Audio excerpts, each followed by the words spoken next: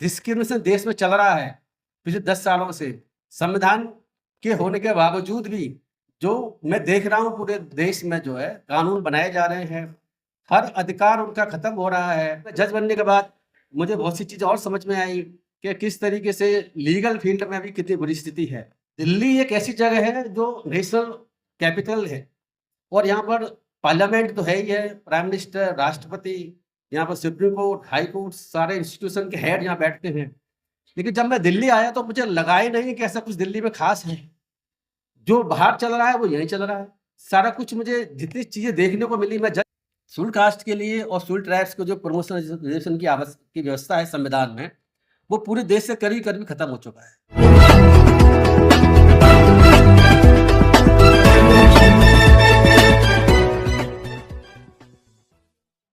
मेरी नज़र में दलित किसी कास्ट को डिनोट नहीं करता। किसी भी कास्ट सर्टिफिकेट में दलित लिखा हुआ आज तक नहीं देखा। शेड्यूल कास्ट, शेड्यूल ट्राइब्स संवैधानिक वर्ड्स हैं।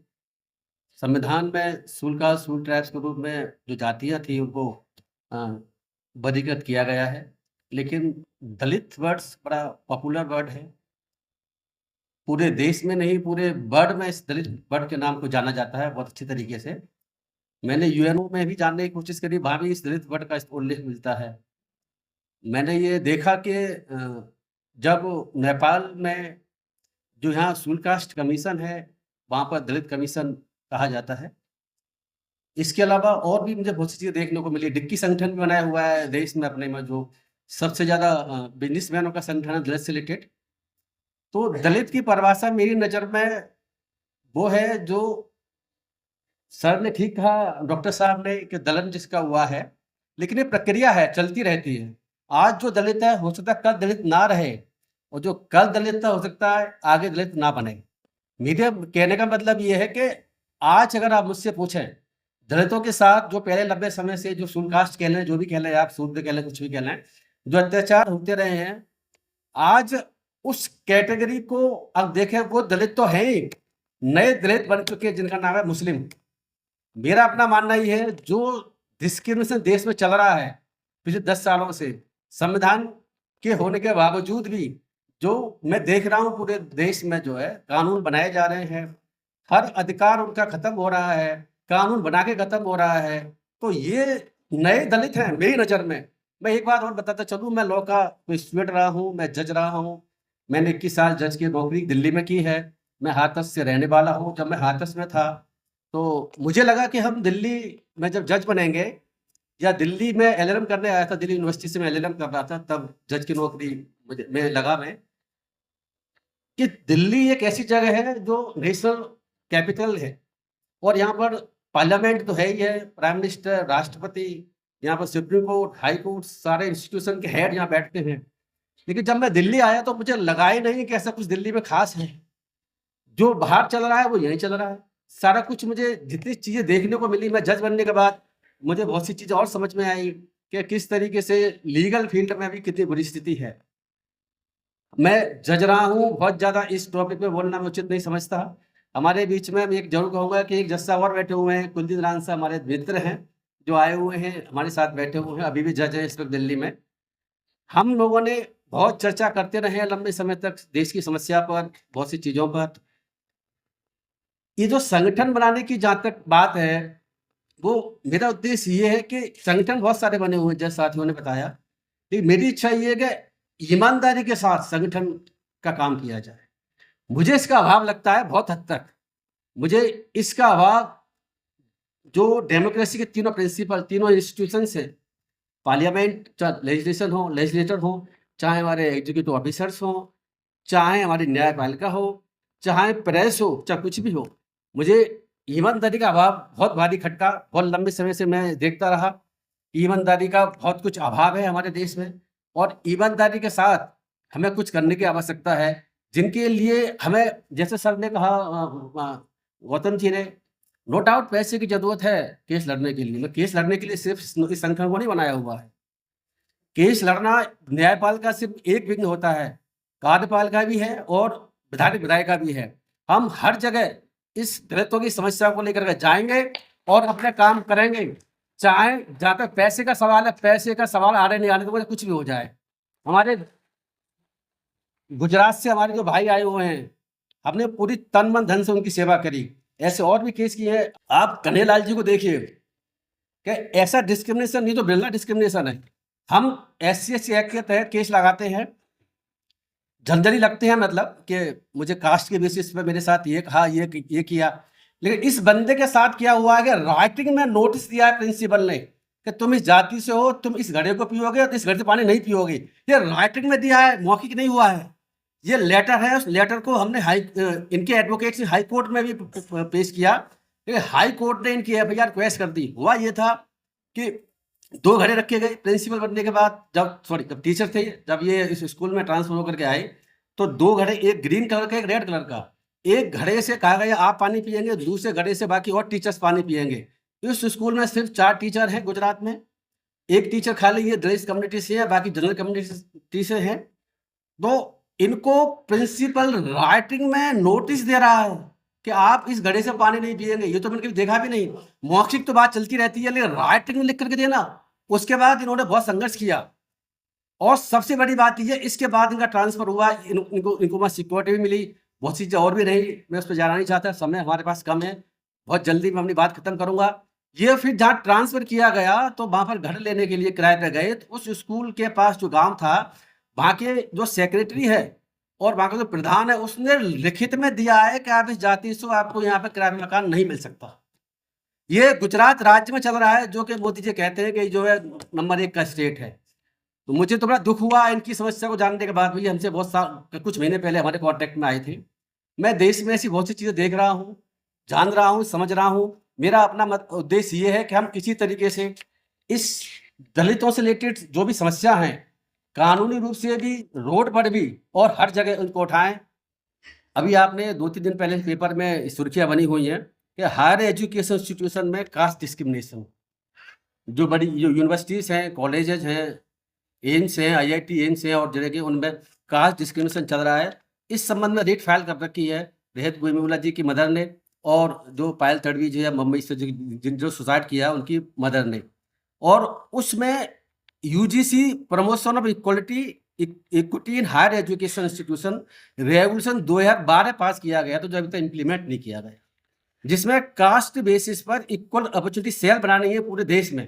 पूरे देश में हर हायर एजुकेशन इंस्टीट्यूशंस में इक्वल अपॉर्चुनिटी सेल बननी है इस रेगुलेशन के तहत, जो कि 12 से अब तक 24 तक नहीं बनी है। दूसरी बात यह है कि इसमें 115 स्टूडेंट्स अभी तक सुसाइड कर चुके सिर्फ IIT में, और जिसमें के मोस्टली दलित हैं। सुप्रीम कोर्ट में केस चल रहा है, सुप्रीम कोर्ट आगे क्या करेगा ये वक्त बताएगा। एक और बड़ा इंपॉर्टेंट बात है, डिस्क्रिमिनेशन इंस्टीट्यूशन में नहीं हो रहा, इन गांवों में जैसे इन्होंने कहा वहाँ कन्हैया जी वहाँ नहीं हो रहा, जेल में भी चल रहा था लंबे समय से। हमारे इतने इंस्टीट्यूशन, हमारे इतने संगठन बने हुए हैं, पॉलिटिकल पार्टियां बनी हुई हैं, सारी आंखें बंद करके बैठी हुई हैं। जेल के अंदर जाति के आधार पर भेदभाव किया जाता है, जेल मैनुअल्स में लिखा हुआ, राइटिंग में।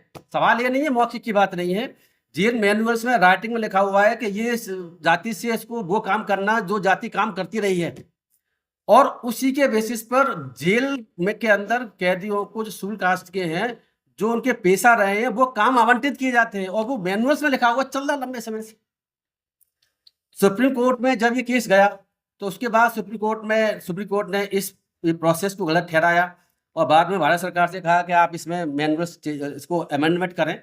और अब शायद 2-4 दिन पहले इस अखबार में न्यूज है कि भारत सरकार ने जेल मैनुअल्स में अमेंडमेंट्स किए हैं, और अभी किसी भी कैदी को इस वजह से कि जिस जाति का है वही काम उसे वहाँ जेल में करना पड़े, ऐसा नहीं हो सकता। ऐसा चल रहा है। लेकिन देखो, बात समझने की कोशिश आप करिए कि राइटिंग में चल रहा है काम, ये मौखिक नहीं चल रहा। हमारे यहाँ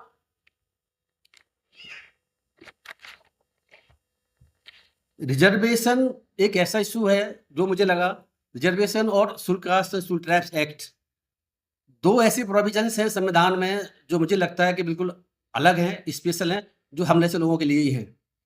इन रिजर्वेशन के संबंध में मैं आपको बताता चलूं कि 2012 में उत्तर प्रदेश में एक रिट फाइल हुई। उस रिट में हुआ ये था कि कुछ सर्टेन कम्युनिटीज शुल्क कास्ट के लोगों को, शुल्क ट्राइब्स और OBC के लोगों के लिए भी इलाहाबाद हाई कोर्ट की सिंगल बेंच ने स्टे कर दिया इनिशियल अपॉइंटमेंट में रिजर्वेशन। वो मुझे पता चला डॉक्टर विश्वजीत जी बैठे हुए हैं, इन्होंने मेरे नोटिस में लेकर के आए ऐसे-ऐसे सर हुआ है। तो हम दोनों ने मिल कर के और इसमें प्रयास किया। करने के बाद में मैंने वहाँ एप्लीकेशन हमें कोई अच्छे सर ठीक कह रहे हैं, अच्छे एडवोकेट का अभाव है।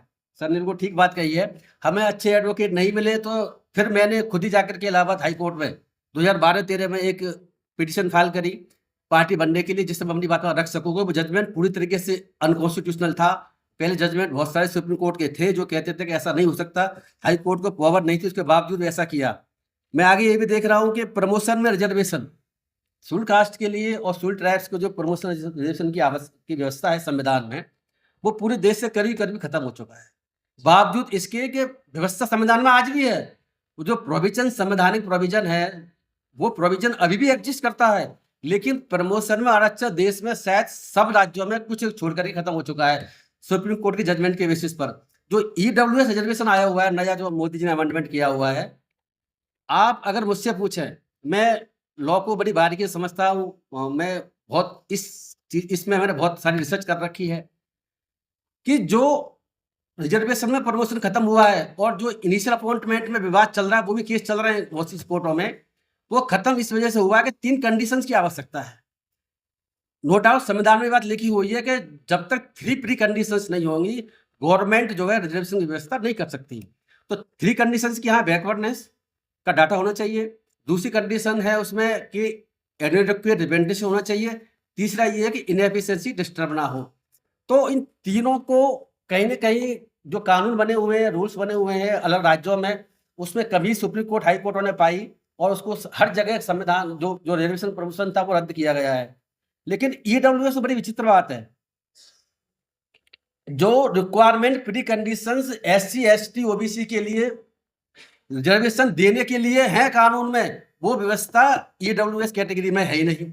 ईडब्ल्यूएस कैटेगरी को आरक्षण देने के लिए बैकवर्डनेस सिर्फ इकोनॉमिक क्राइटेरिया देखा जाना है। उसमें उनका प्रतिनिधित्व कितना ही देखा ही नहीं जाना। उसमें ये भी नहीं देखा जाना कि इनके बाद देने से क्या ऐसा तो नहीं है कि एफिशिएंसी सर्विस की डिस्टर्ब हो, वो भी नहीं देखा जाना है। मतलब ईडब्ल्यूएस कैटेगरी का रिजर्वेशन जो है हमसे बहुत अच्छी कैटेगरी, वो कभी खत्म भी नहीं हो सकता उस तरीके से। हमारा रिजर्वेशन जैसे अगर सरकार कानून बनाती है और कोई रिजर्वेशन प्रमोशन में लेकर के आती है तो उसको कोर्ट रद्द कर सकता है, इसको कर ही नहीं सकता, क्योंकि वो व्यवस्था संविधान में लिखी ही नहीं गई है जिसकी बेसिस रद्द किया जा सकता है। तो ये दूसरा एक भ्रम ये फैला जाता है हमारे देश में कि जाति के आधार पर हमको रिजर्वेशन मिलता है, ये बिल्कुल झूठ है। ये बिल्कुल झूठ है। जाति के आधार पर रिजर्वेशन नहीं मिलता, बैकवर्डनेस के आधार पर रिजर्वेशन मिलता है। संविधान के आर्टिकल 16(4) और आर्टिकल 15(4) में व्यवस्था है कि रिजर्वेशन मिलेगा बैकवर्डनेस के बेसिस पर। और शेड्यूल्ड कास्ट और शेड्यूल्ड ट्राइब्स जो है इनिशियली बैकवर्ड है, बैकवर्ड कैटेगरी में, मोस्ट बैकवर्ड कैटेगरी में आती है, इसीलिए रिजर्वेशन उसे मिलता है। कास्ट के बेसिस पे रिजर्वेशन हो ही नहीं सकता। इस संविधान में लिखा हुआ 16(1) में 15(1), आप पढ़िए देख लीजिए, उसमें लिखा हुआ है। कास्ट के बेसिस पर, लिंग के बेसिस पर, इसके बेसिस पर कई बेसिस ऐसे हैं जिसमें कोई व्यवस्था नहीं हो सकती। लेकिन बैकवर्डनेस एक मोस्ट क्राइटेरिया है जिसकी बेसिस पे बैकवर्ड क्लासेस वर्ड का जिक्र संविधान में, बैकवर्ड क्लास में एससी एसटी के लोग आते हैं, इसीलिए उन्हें संविधान रिजर्वेशन मिलता है। इस वजह से नहीं मिलता कि भाई जो वो शेड्यूल्ड कास्ट शेड्यूल्ड ट्राइब्स के हैं। शेड्यूल्ड कास्ट शेड्यूल्ड ट्राइब्स होल बैकवर्ड है, इसीलिए रिजर्वेशन मिलता है। तो प्रमोशन में रिजर्वेशन के लिए हमें कुछ प्रयास करने की आवश्यकता है। संविधान में व्यवस्था होने के बावजूद भी जो है हमें हर जगह से ये खत्म हो चुका है। डॉक्टर साहब ने जो मैनपुरी से आए हुए हैं, विश्वजीत सिंह, उन्होंने हमने इसमें बहुत सारी चीज़ें काम किया हुआ है और हमारी विचार चल रहा है कि आगे किस तरीके से मुद्दों को उठाया जाए। तो सुप्रीम कोर्ट में कह चुका है कि बैकवर्डनेस की आवश्यकता अब एससी एसटी के रिजर्वेशन के लिए है नहीं। तो आज के समय कोई बैकवर्डनेस मेन क्राइटेरिया था जिसकी बेसिस पे कोर्टों ने सारे देश में एससी एसटी का रिजर्वेशन प्रमोशन खत्म कर दिया है। हम इस पे विचार कर रहे हैं, क्या कर सकते हैं, कोशिश करेंगे कि इस पे कुछ ना कुछ किया जाए। एससी एक्ट का जहाँ तक सवाल है, एससी एक्ट का जब जजमेंट सुप्रीम कोर्ट का आया, रात में मुझे नींद नहीं आई। ये बात है 20 मार्च 2018 की।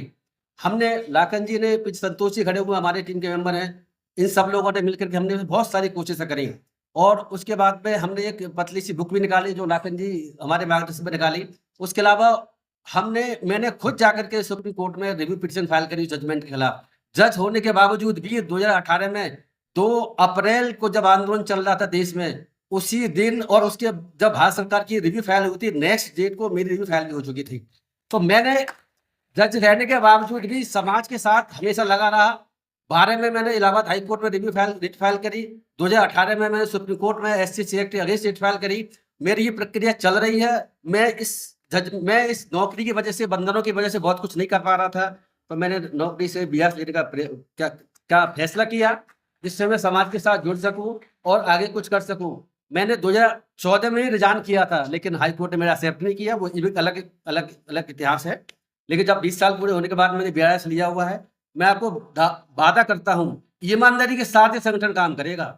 कोई सूरत नहीं है पैसा और बेईमानी के साथ नहीं, ईमानदारी के साथ संगठन काम करेगा। चाहे कुछ भी हो जाए, चाहे हमारा कुछ भी हो जाए, कोई कुछ भी कर ले, अपने उद्देश्य की पूर्ति के लिए मैं, लाखन जी, संतोष जैसे बहुत से हमारे साथी लगे हुए हैं और लगे रहेंगे। आप जल्दी ही देखेंगे देश में बड़े पैमाने पर जो चीजें छूट गई हैं और जो नहीं हो पा रही, हम करने की कोशिश करेंगे। बाकी मैं ज्यादा बोलना इसलिए चाहता, बोलना मुझे कुछ और भी था, क्योंकि समय का अभाव है। 6 बजे तक हमारे पास ही है। अब लाखन जी आप वोट फेंक देंगे। Thank you very much. जय भीम।